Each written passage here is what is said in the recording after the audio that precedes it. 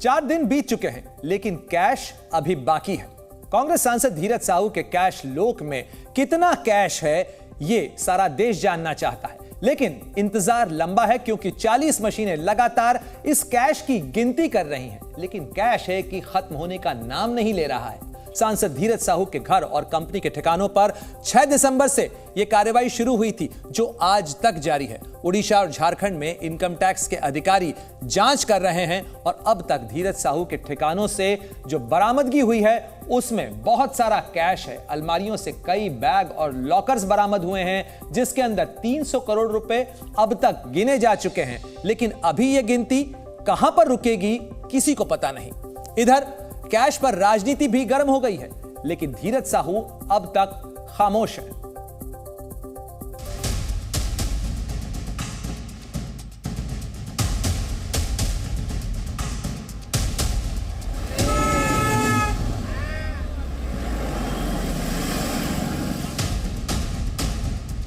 काले धन के इस कैशलोक को देखकर सारे देश में हल्ला मचा हुआ है।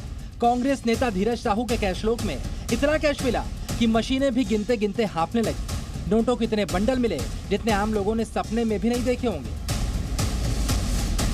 कैश से भरे इतने लॉकर, बैग और बक्से मिल रहे हैं कि गिनती ही पूरी नहीं हो पा रही।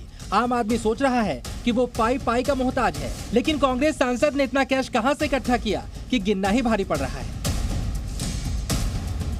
फिलहाल देश के 3 राज्यों ओडिशा, झारखंड और पश्चिम बंगाल में कांग्रेस सांसद धीरज साहू के ठिकानों पर छापेमारी जारी है और साहू के कैशलोक से अब तक 290 करोड़ से ज्यादा कैश मिल चुका है। लेकिन ये गिनती कहां तक पहुंचेगी? 350 करोड़, 400 करोड़ या उससे कहीं ज्यादा?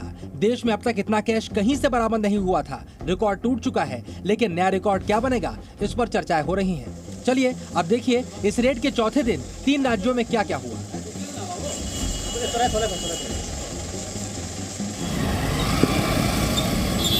सबसे पहले अपडेट ओडिशा से। इस गाड़ी में रखे बैग को देखिए। आम आदमी के पास ऐसा एक बैग होता तो शायद पूरी जिंदगी कुछ और सोचना ही नहीं पड़ता, लेकिन ओडिशा के अलग अलग जिलों में धीरज साहू के ठिकानों से ऐसे सैकड़ों बैग बरामद हुए हैं। इन बैगों को कई गाड़ियों में भरकर लाया गया है, जिनकी गिनती का काम अभी जारी है।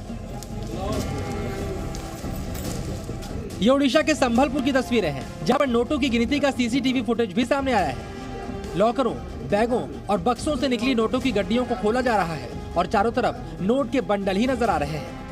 संभलपुर में अब तक 37 करोड़ से ज्यादा के नोट गिने जा चुके हैं, लेकिन नोट खत्म नहीं हुए और गिनती जारी है। अभी हम जहाँ पे खड़े हैं यह है संबलपुर का स्टेट बैंक का मुख्य शाखा। यहाँ पे जो मेरे इस तरफ जो आप दिखाई दे रहा है शटर, इसी के अंदर रुपयों की गिनती चल रही है। धीरज साहू सांसद तो झारखंड से हैं, लेकिन उनका साम्राज्य ओडिशा में फैला हुआ है। इनकम टैक्स ने धीरज साहू से जुड़ी कंपनियों के ठिकानों पर पूरे ओडिशा में छापेमारी की है। ओडिशा के संभलपुर, बालांगीर, टिटलागढ़, बौद्ध, सुंदरगढ़, राउरकेला और भुवनेश्वर में छापेमारी की गई है और अब तक 290 करोड़ से ज्यादा का कैश बरामद किया जा चुका है।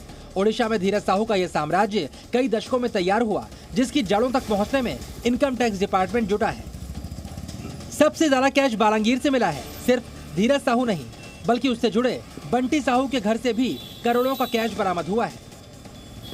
लगभग 30 साल हो गए ये जो धीरज साहू हैं और बलदेव साहू जो हैं, इनका साम्राज्य उड़ीसा के गली गली में, जैसे उड़ीसा के हर जिले में इनका दारू का डिस्ट्रिब्यूटरी था और उसी के तहत इनका जो टिकस है, जो नवीकरण होना चाहिए 95 से अभी तक उनका नवीकरण नहीं हुआ था। ये टैक्स को गबन कर रहे थे, इसी का अभियोग था। इसी अभियोग के आधार पर उड़ीसा के विभिन्न जिलों में 20 से अधिक अंचलों में ये रेड की गई थी और उसी के तहत बलांगीर जिला के टिटलागढ़ में 252 करोड़ से अधिक रुपए वहां से बरामद की गई है। लेकिन कांग्रेस सांसद धीरज साहू का कैशलोक कहीं ज्यादा बड़ा हो सकता है, क्योंकि जो कुछ अब तक सामने आ रहा है वो सिर्फ एक हिस्सा है। सूत्रों के मुताबिक धीरज साहू अपना कारोबार सहयोगियों के नाम से भी चलाता था। ऐसे में अब एजेंसियों ने इस मामले में पूछताछ भी शुरू कर दी है। जिन ठिकानों से कैश मिला और साहू की कंपनी के दूसरे अधिकारी और कर्मचारी भी पूछताछ की रडार पर है। मगर अभी जो संबलपुर में है 2 भट्टी पर ये रेड किया गया है, बाकी जो 26 भट्टी है वहां पे रेड नहीं किया गया है। बाद में इसके बारे में पता चलेगा। अगर रेड हुआ तो वहां से और भी पैसे निकल सकते हैं। ये तो बात हुई ओडिशा की, लेकिन झारखंड से कांग्रेस सांसद धीरज साहू के रांची स्थित आवास पर भी आईटी की टीमें रेड करने के लिए पहुंची। रांची के पौष इलाके रेडियम रोड पर 6 से ज्यादा गाड़ियों में आईटी के अधिकारी पहुंचे। यहां से भी 3 बैग बरामद किए गए हैं, जिसकी जांच की जा रही है। सूत्रों के मुताबिक यहां से कैश और ज्वेलरी मिलने की आशंका है। धीरज साहू के जिस आवास पर इनकम टैक्स की रेड चल रही है, उसकी तस्वीर हम लगातार दिखा रहे हैं और एक बार फिर हम उस तस्वीर को दिखा रहे हैं जो धीरज साहू का आवास है। धीरज साहू के आवास से क्या कुछ बरामदगी हुई है, इस बारे में सीधे तौर पर हमने कल भी तस्वीरें दिखाई थी कि इनकम टैक्स के अधिकारी 3 बैग लेकर निकले थे और बैग में आभूषण होने की बात सामने आ रही है। यानी बड़ी संख्या में, बड़े नंबर्स में आभूषण या फिर ज्वेलरीज सीधे तौर पर उन बैग में थे। खास बात यह है कि यहाँ भी आईटी के अधिकारी ओडिशा नंबर की गाड़ियों से पहुंचे। कांग्रेस एमपी के घर सीआईएसएफ को तैनात किया गया। ये रेड लगातार जारी है और सूत्रों के मुताबिक जांच के दौरान ओडिशा से लेकर झारखंड तक कुछ ऐसे ठिकानों का भी पता लगा है जहां पर और ज्यादा कैश छिपाकर रखने की आशंका है। कई करोड़ रुपए बरामद होने की बात सामने आ रही है। लेकिन अगर हम बात करें राजधानी रांची के धीरज साहू स्थित उनके आवास की, विजुअल्स में इनकम टैक्स के अधिकारी द्वारा 2 बड़े बड़े ब्रीफकेस लेकर घर के अंदर जाते हुए देखा गया था। उनका विजुअल जो है वो उनके घर के अंदर जाता हुआ नजर आया था। तो साफ तौर पर ये उम्मीद की जा रही है या फिर जो सोर्सेज बता रहे हैं कि कहीं ना कहीं एक अच्छी खासी रकम भी यहां से बरामद हुई है। 6 दिसंबर से धीरज साहू के रांची और लोहरदगा स्थित आवास और दूसरे ठिकानों पर छापेमारी चल रही है। जो कैश मिला है उसे गिनने में अभी और ज्यादा वक्त लगेगा और इस बीच इस कैश के बारे में धीरज साहू और उनकी कंपनी की तरफ से कोई बयान सामने नहीं आया है। ओडिशा से अजय साहू के साथ कामरान जलीली, जी मीडिया, रांची। चलिए अब आपको बताते हैं कि कांग्रेस सांसद धीरज साहू के कैश लोग से अब तक आखिर कितना कैश मिला है और कितना कैश अभी और मिल सकता है। तो अब तक बरामद हुए कैश की आंकड़े की अगर बात की जाए तो 300 करोड़ रुपए नकद अब तक गिने जा चुके हैं और इस काम में कुल 40 छोटी बड़ी मशीनों का इस्तेमाल किया गया। सांसद के ठिकानों से करीब 500, 200 और 100 रुपए के नोट बरामद हुए हैं और अब तक इनकम टैक्स डिपार्टमेंट को नोटों से भरे 176 बैग मिले हैं और 9 अलमारियों में से ये कैश बरामद किया गया है। यानी 9 अलमारियों के अंदर ये सारा कैश जमा करके रखा गया था। लेकिन अभी भी 10 कमरे और 8 लॉकरों की तलाशी का काम बाकी है। यानी कैश और ज्वेलरी का आंकड़ा और भी बड़ा हो सकता है। देश के दुश्मन और आईएसआईएस के आतंकी विदेश में बैठकर अपने हैंडलर के निर्देश पर काम कर रहे हैं। देश में ड्रोन अटैक और साजिश किस तरीके से बुनी जा रही है, इसका पर्दाफाश किया एनआईए ने और एक नई और बड़ी साजिश का भंडाफोड़ किया गया। यह साजिशकर्ता बोरीवली के पघा गांव में अपनी जड़ें भी मजबूत कर रहे थे। यह साजिश कैसे हुई बेनकाब, देखिए हमारी यह खास रिपोर्ट।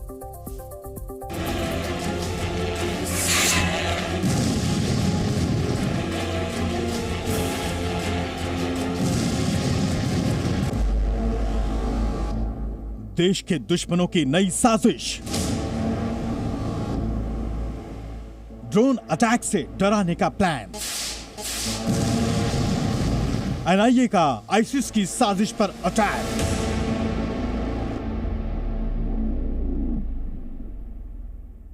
जैसे जैसे देश प्रगति की राह पर आगे बढ़ रहा है, देश के दुश्मन भी नई नई साजिशों से देश का माहौल खराब करने की कोशिश में लगे हैं।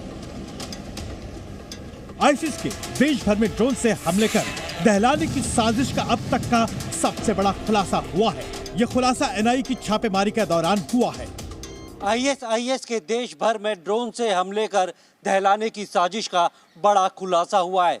यह खुलासा एनआईए की छापेमारी के दौरान हुआ है।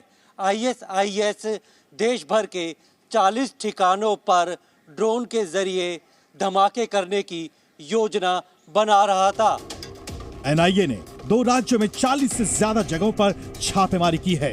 इस छापेमारी के दौरान कई लोगों को हिरासत में भी लिया गया है। एनआईए के दावे के मुताबिक आईसिस देश भर में 40 जगहों पर ड्रोन से धमाके करने का प्लान बना रहा था।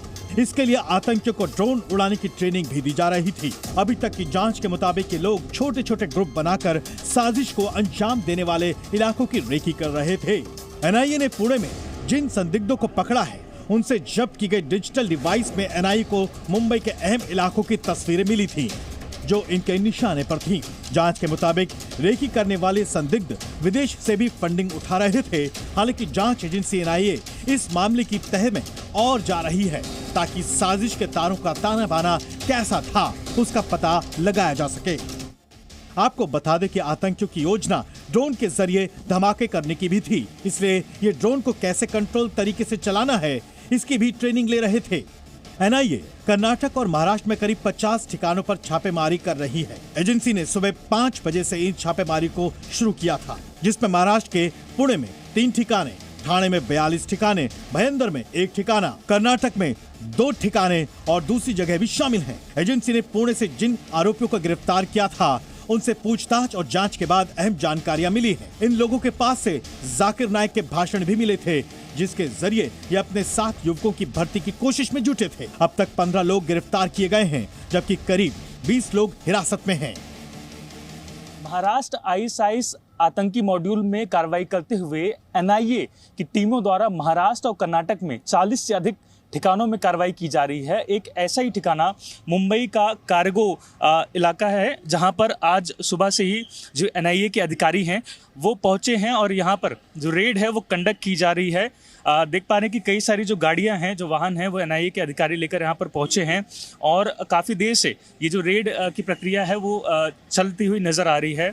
अब आपको बताते हैं कि हाल ही में पाकिस्तान के आतंकी संगठनों ने 7 अक्टूबर को हमास द्वारा इजराइल पर हुए आतंकी हमले की वीडियो दिखाए थे। उन्हें आतंकी साजिश को अंजाम देने की ट्रेनिंग भी दे रहे थे। इसके तहत कैसे दूसरे देश में ड्रोन या पैराट्रूपर्स के जरिए हमले को अंजाम दिया जाए, इस तरह की तैयारी भी करा रहे थे। देश के कई शहरों को हाई अलर्ट पर रखा गया है। हालांकि इन दुश्मनों के मंसूबे कभी कामयाब नहीं होंगे, ये उन्हें अच्छे से याद रखना होगा। नीलेश शुक्ला के साथ ब्यूरो रिपोर्ट, जी मीडिया। राष्ट्रीय जांच एजेंसी यानी एनआईए ने कर्नाटक और महाराष्ट्र में छापेमारी कर 15 आईएसआईएस आतंकियों को गिरफ्तार किया है। आपको बता दें कि आतंकियों के महाराष्ट्र मॉड्यूल का सरगना आतंकी शाकिब नचान है और इस आतंकी ने ठाणे में बोरीवली के पास पगहा गांव को आजाद भी घोषित कर रखा था। यह मुस्लिम युवकों को इस गांव में आकर रहने और वहीं से आगे की योजना पर काम करने के लिए भी उकसा रहा था, जबकि मोबाइल फोन और डिजिटल डिवाइसेस वहां से जो जब्त किए गए हैं उससे बहुत सारे इस साजिश के तारों का खुलासा हुआ है। आतंकी शाकिब नचान पहले भी घाटकोपर बम धमाकों का आरोपी रह चुका था। शाकिब नचान खुद को आईएस के महाराष्ट्र मॉड्यूल का सरगना घोषित कर चुका था।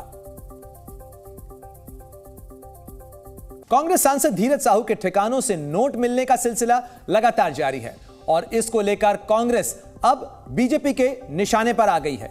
देश भर के अलग अलग शहरों में बीजेपी ने कांग्रेस के खिलाफ प्रदर्शन कर अपना विरोध दर्ज कराया, तो वहीं केंद्रीय गृह मंत्री अमित शाह से लेकर तमाम केंद्रीय मंत्रियों और सांसदों ने कांग्रेस आला कमान को भी इस सिलसिले में घेरा।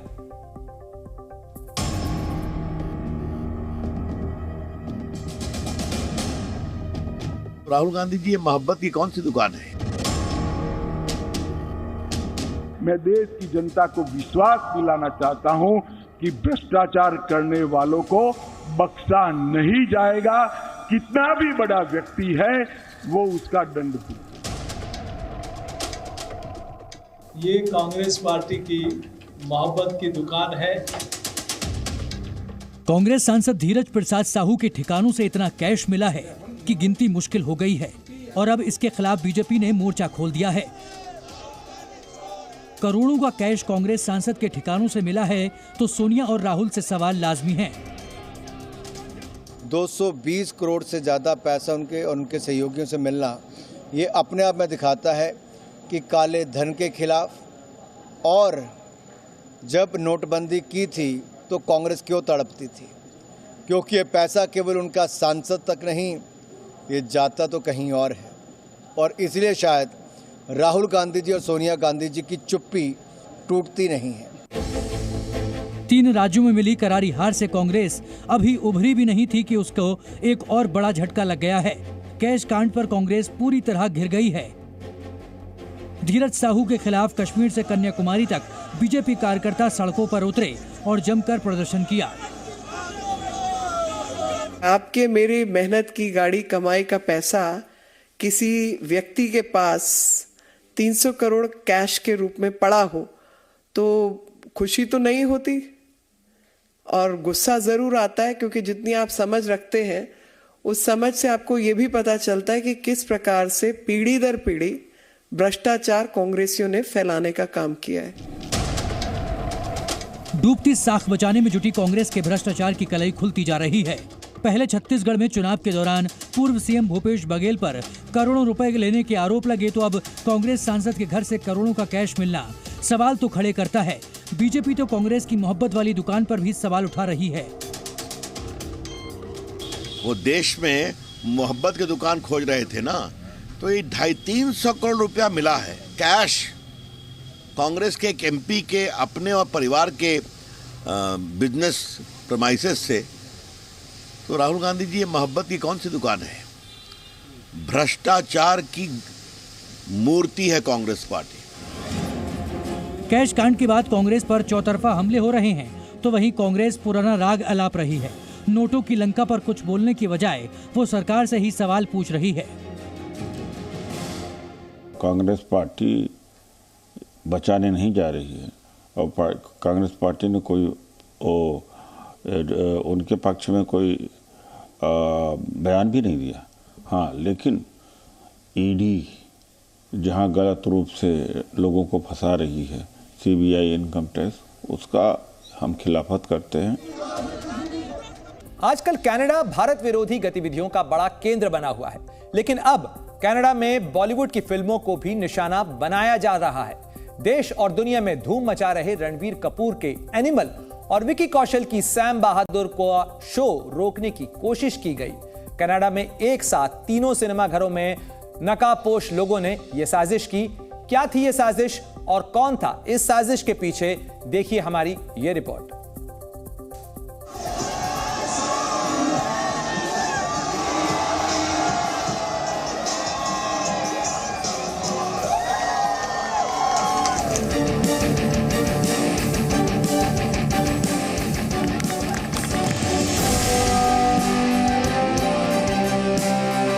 एनिमल के रणबीर कपूर,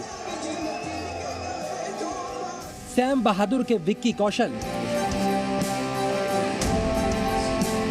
टाइगर सीरीज के सलमान खान। देश ही नहीं, दुनिया भर में इन फिल्मों और इन फिल्म के हीरोज को फैंस सिर आंखों पर बिठा रहे हैं। देश में कमाई का रिकॉर्ड तोड़ रही बॉलीवुड की फिल्में विदेशों में भी धूम मचा रही हैं।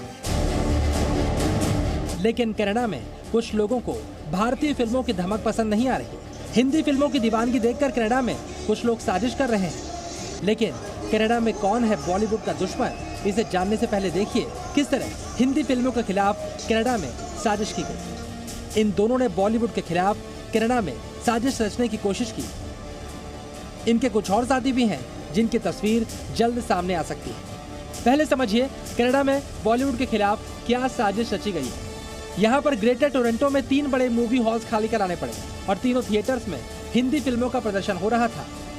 कुछ नकाबपोश व्यक्तियों ने यहाँ पर शो के दौरान अज्ञात पदार्थ छिड़का। इस स्प्रे से कई लोगों की तबीयत बिगड़ गई। स्प्रे से बीमार हुए लोगों का इलाज चल रहा है, लेकिन हमलावरों की पहचान नहीं हो पाई है।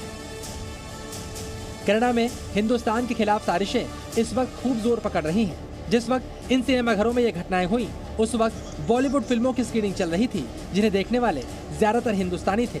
अब पुलिस इन तीनों घटनाओं को लिंक कर रही है। ये तीनों ही घटनाएं कुछ वक्त के अंतर पर हुई। एक साथ 3 थिएटर्स को निशाना बनाया गया। जिस वक्त स्प्रे किया गया, उस वक्त अलग अलग थिएटर्स में एनिमल, सैम बहादुर और टाइगर 3 फिल्मों की स्क्रीनिंग हो रही थी। स्प्रे करके संदिग्ध भागने में भी आसानी से कामयाब हो गए। अब पुलिस ने सीसीटीवी से मिली संदिग्धों की तस्वीर जारी की है। संदिग्धों की तलाश के लिए यॉर्क पुलिस ने टोरंटो पुलिस से भी संपर्क किया है। पुलिस अब 3 थिएटर्स पर स्प्रे छिड़कने वालों की तलाश कर रही है। संदिग्धों की तस्वीरें जारी करके लोगों से इनकी पहचान की अपील भी की गई है। यॉर्क पुलिस ने एक्स पर भी इन संदिग्धों की तस्वीरें पोस्ट की है। 5 दिसंबर की शाम को वॉन सिनेमा में अज्ञात पदार्थ छिड़के जाने के बाद संदिग्धों की नई तस्वीरें जारी की गई हैं। उसी शाम टोरंटो और ब्रैम्पटन में भी ऐसी ही घटनाएं हुई। इन तस्वीरों में दिख रहे दोनों शख्स नकाब पहनकर आए थे। आगे नजर आ रहे शख्स ने कैप भी पहन रखी है और उसके हाथ में एक कागज भी दिखाई दे रहा है। ये शख्स पकड़ में आए तो बॉलीवुड के खिलाफ साजिश का भेद खुल पाएगा। एनिमल, सैम बहादुर और टाइगर 3 तीनों ही फिल्में काफी पसंद की जा रही हैं। लेकिन कनाडा में इन फिल्मों की स्क्रीनिंग के दौरान हमले के पीछे कौन था? क्या इसके तार नस्लीय हिंसा से जुड़े हैं या फिर वाकई बॉलीवुड फिल्मों के शोज पर इस तरह का हमला किसी बड़ी साजिश की तरफ इशारा कर रहा है? जवाब कनाडा की पुलिस को तलाश करना है। लेकिन जस्टिन ट्रूडो, जो आजकल भारत विरोधी एजेंडा चलाने में व्यस्त है, वो बॉलीवुड की फिल्मों के साथ हो रही साजिश को लेकर कितने संजीदा होंगे समझा जा सकता है। ब्यूरो रिपोर्ट, जी मीडिया। आदित्य L1 7 जनवरी को अपने लक्ष्य तक पहुंच जाएगा, यानी सूरज के करीब उस L1 पॉइंट तक। और इस अपने सफर के बीच रास्ते में अब वो सूरज की नायाब तस्वीरें भी कैमरे में कैद कर हम तक पहुंचाने लगा है और सूरज के रहस्यों से पर्दा उठ रहा है। किस तरीके से आदित्य L1 तस्वीरें भेज रहा है और क्या कुछ उसने अब तक भेजा है, देखिए हमारी ये खास रिपोर्ट।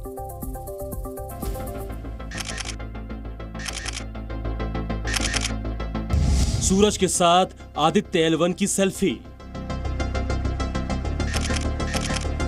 अब सूरज दूर नहीं। जैसे जैसे आदित्य L1 आज उगलते सूरज की ओर बढ़ रहा है, वैसे वैसे सूरज की कई तस्वीरें हमारा आदित्य L1 ले रहा है। देश के साथ साथ दुनिया भर की निगाहें हमारे सूर्य मिशन पर लगी हुई हैं। भारत के पहले सूर्य मिशन आदित्य L1 में लगे payload solar ultraviolet imaging telescope यानी सूट ने सूरज की फुल डिस्क तस्वीरें खींची हैं। इन्हें काफी शानदार अंदाज में धरती को भेजा गया है। इन्हें कैद करने के लिए पेलोड ने 11 फिल्टर का इस्तेमाल किया है। इसरो ने ट्वीट कर इन तस्वीरों को शेयर कर बताया है कि जल्द ही हम अपने लक्ष्य को हासिल कर लेंगे। ट्वीट पर इसरो ने कहा कि सूट पेलोड ने अल्ट्रावायलेट वेवलेंस के पास सूर्य की फुल डिस्क इमेज कैप्चर की है। इनमें 200 से 400 नैनोमीटर तक की वेवलेंथ में सूर्य की पहली फुल डिस्क रिप्रेजेंटेशन शामिल है। तस्वीरें सूर्य के फोटोस्फीयर और क्रोमोस्फीयर के क्रिटिकल डिटेल्स दिखा रही हैं। खास बात यह है कि सूट ने जो तस्वीरें भेजी है उनमें सन स्पॉट भी दिख रहा है, तो ब्लैक स्पॉट भी। यही नहीं, इन तस्वीरों में सूरज का शांत क्षेत्र भी साफ नजर आ रहा है।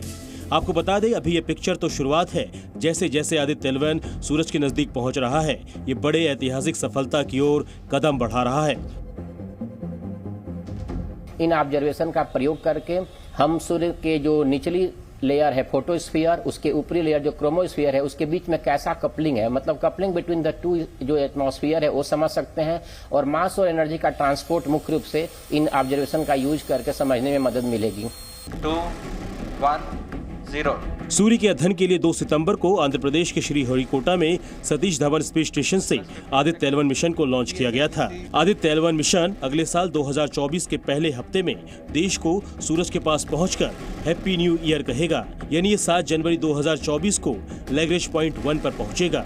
आपको बता दें, सूट के जरिए भेजी गई तस्वीरों को स्टडी से वैज्ञानिकों को मैग्नेटिक सोलर एटमॉस्फेयर की डायनामिक कपलिंग की स्टडी में मदद मिलेगी। इससे पृथ्वी पर सोलर रेडिएशन के असर को रोकने के उपाय तलाशने में भी मदद मिलेगी। इस टेक्निक्स को आगे बढ़ा के दूसरे सोलर मिशन, इनफैक्ट अभी कम्युनिटी में यह डिस्कशन भी हो रहा है कि कैसे हम दूसरे सोलर मिशन की तैयारी कर सकते हैं। और चूंकि हमारे पास एक एक्सपर्टीज डेवलप हुई है तो उससे हमको लाभ मिलेगा। इससे पहले इसरो ने 7 सितंबर 2023 को आदित्य L1 पर लगे कैमरे से ली गई सेल्फी के साथ पृथ्वी और चंद्रमा की तस्वीरें शेयर की थी। जिस सोलर सिस्टम में हमारी पृथ्वी है उसका केंद्र सूर्य ही है और उसके अध्ययन के लिए इसरो का अध्ययन मील का पत्थर साबित हो सकता है। ब्यूरो रिपोर्ट, जी मीडिया। अवैध प्रवासियों और शरणार्थियों के मुद्दे पर ब्रिटेन के प्रधानमंत्री ऋषि सुनक अपनी ही पार्टी में घिरे नजर आ रहे हैं और इसकी वजह बताई जा रही है उनका भारतवंशी होना। दावा यह भी किया जा रहा है कि उन्हीं की पार्टी के कुछ नेता सुनक के खिलाफ तख्ता पलट की साजिश भी रच रहे हैं। क्या है पूरा मामला, देखिए देश हित की यह खास रिपोर्ट।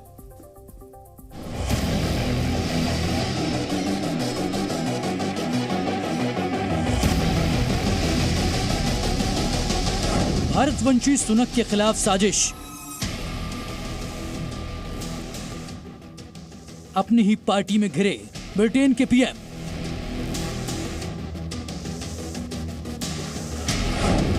ऋषि सुनक को देना पड़ेगा इस्तीफा।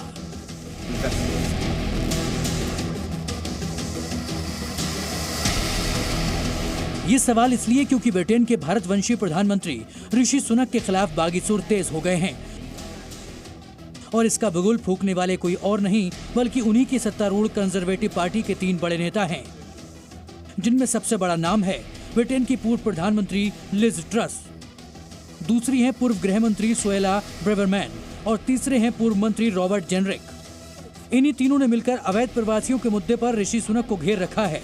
दरअसल ये तीनों नेता घोर कट्टरपंथी हैं, जबकि सुनक उतने ही धार्मिक। इसकी वानगी अक्सर देखने को मिलती है। पीएम बनने के बाद वो लंदन में मोरारी बापू की कथा में पहुंचे और ये बता दिया कि वो भले ही अंग्रेजों के देश के पीएम हैं, लेकिन दिल से सच्चे सनातनी हैं।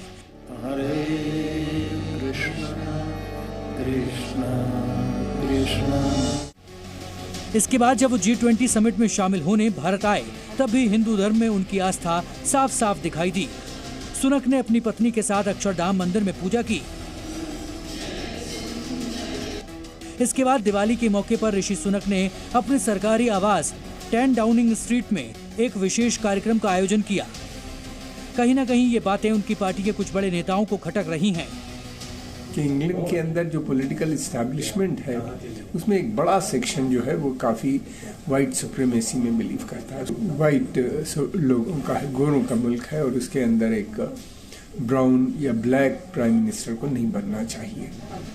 लिज ट्रस के इस्तीफे के बाद ऋषि सुनक ऐसे वक्त में प्रधानमंत्री बने जब ब्रिटेन की इकोनॉमी क्रैश होने की कगार पर थी, लेकिन सुनक ने काफी हद तक इसे कंट्रोल करने की कोशिश की। वहीं सुएला ब्रेवरमैन को कुछ दिन पहले ही सुनक ने गृह मंत्री के पद से हटा दिया था। ऐसे में वो भी किसी न किसी मुद्दे को लेकर सुनक को घेर रही हैं, जबकि रॉबर्ट जेनरिक को उन्होंने बुधवार को ही पद से हटाया था। हालांकि देश में प्रवासियों के मुद्दे पर घिरे सुनक ने अपनी कंजर्वेटिव पार्टी को एकजुट रखने और शरणार्थियों को रोकने के लिए बड़ा कदम उठाया है। इसके खिलाफ सुनक सरकार एक बिल लेकर आई है जिसका नाम है रवांडा बिल, लेकिन इसे भी उनकी पार्टी के नेता कमजोर बता रहे हैं। ऋषि सुनक 12 दिसंबर को रवांडा बिल संसद में पेश करेंगे। इससे ठीक पहले उन्होंने पार्टी चेयरमैन रिचर्ड होल्डन से मुलाकात की और बताया जा रहा है कि उन्होंने पार्टी चीफ को अपने पक्ष में कर लिया है। अब देखना होगा कि बिल पास होता है या नहीं और उनके खिलाफ उठ रहे विरोधी सुरों को सुनक कैसे खामोश करते हैं। ब्यूरो रिपोर्ट, जी मीडिया।